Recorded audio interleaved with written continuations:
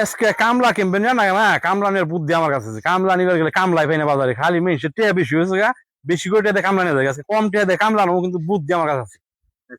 বন্ধু হ্যাঁ সবাই তো কামে গেল 1500 রোজ, হ্যাঁ মানে আমরা তো গেলাম, আমরা দুজনে রয়েছি, কামলা গৃহস্থ আছে বহুত, আমরা দুজনে 2000 টাকা কম 4000 টাকা কম দাম না। না কম দামে কাম করুম না, হ্যাঁ খেলা আছে ক্ষেত্র ঠেলা আছে।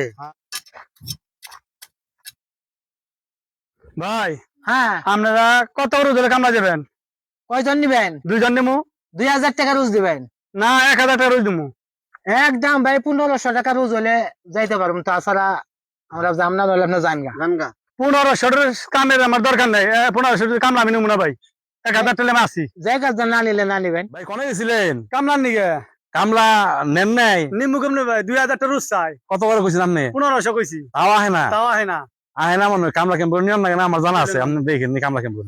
আপনারা বেলা 10টা বাজে জায়গা এখনো কামে যান নাই, আপনারা কি কাম টাম করবেন না? করুম ভাই, দাম কম কয়, কত করে কয়? 1500 টাকা রোজ কয় ভাই। সে জীবনের ময়টা একটু কইরু, 1500 যারা কাম করিবেন না এরা গাদার মতো খাটাইবো, ঠিক আছে? দুইটা পয়সা ভাই জেনে বেশি পামু হেনে আমরা কাজ করুম।